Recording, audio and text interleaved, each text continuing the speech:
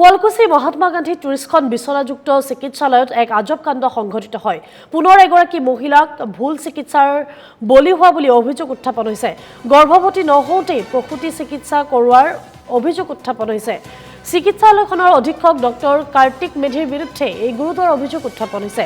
চিকিৎসকজনে মহিলাগৰাকীক আল্ট্ৰাছাউণ্ড কৰাৰ পৰামৰ্শ দিছিল। তাৰ পূৰ্বেই মহিলাগৰাকী গৰ্ভৱতী হোৱা বুলি কৈ গৰ্ভপাত কৰাৰ কথা সুধিছিল। গৰ্ভপাতৰ বিনিময়ত চিকিৎসকজনে ধন দাবী কৰাৰ অভিযোগ উত্থাপন কৰিছে দম্পতীয়ে।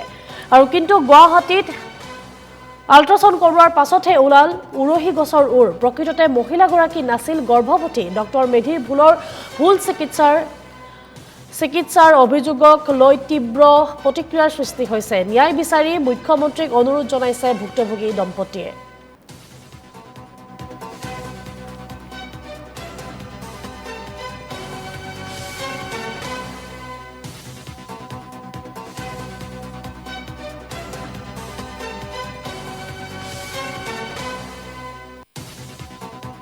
এই গোটেই ঘটনাটো মই অলপ ভাবি চিন্তি চালোঁ। ভাবি চিন্তি চাই মই ভাবিলোঁ কি এনেকৈ যদি চলি থাকে আমাৰ বৃহত্তৰ এই শুৱালকুছি হাজো অঞ্চলৰ মহিলাসকলৰ ভৱিষ্যতে মানে স্বাস্থ্য আৰু জীৱনৰ প্ৰতি এটা ভাবুকি অহাৰ সম্ভাৱনা আছে।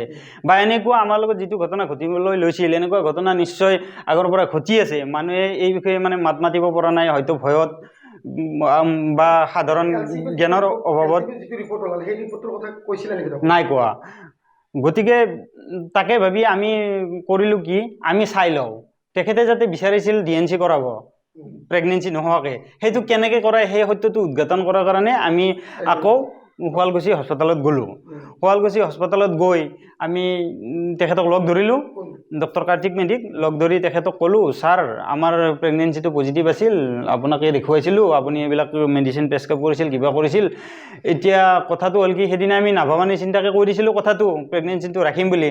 কিন্তু এতিয়া আমি ঘৰত গৈ ভাবি চিন্তি আলোচনা কৰিলোঁ আমি দুয়োটাই, এতিয়া প্ৰেগনেঞ্চিটো আমি ৰাখিব নোৱাৰিম, কাৰণ আমাৰ বাচ্চাও সৰু আছে, ঘৰতো মানুহ নাই, গতিকে অকলে মানে চম্ভালাটো অলপ দিগদাৰ হ'ব, গতিকে আপুনি কিবা এটা ব্যৱস্থা কৰক। এইটো আমি DNC কৰাম বুলি ক'লোঁ। তেতিয়া আমাক ডক্টৰে ক'লে, কাৰ্তিক মেধিয়ে ক'লে যে এলিজা বুলি এজনী বাইদেউ আছে, তেখেতক লগ ধৰক, তেখেতে সকলো বুজাই দিব, আৰু তেখেতক লগ কৰি হিমগ্ল'বিনৰ টেষ্ট এটা কৰা। তেখেত নাৰ্ছ হয় চাগে। হিমগ্ল'বিনৰ টেষ্ট এটা কৰিব দিলে। তাৰপিছত আমি গ'লোঁ, আমি গৈ এলিজাবেথক লগ ধৰিলোঁ। এলিজাবেথে আমাক তৎক্ষণাত হিমগ্ল'বিনৰ টেষ্ট কৰাই দিলে। বহুত মানুহ লাইনত আছিল, আমাক আগত কৰাই দিলে। তাৰপিছত আমি হিমগ্ল'বিনৰ টেষ্টটো কৰি হিমগ্ল'বিনৰ টেষ্টটো লৈ আমি গৰ্ভপাত কক্ষৰ ফালে গ'লোঁ। গৰ্ভপাত কক্ষৰ ফালে গৈ তাত আৰু বহুত মহিলা বহি আছিল।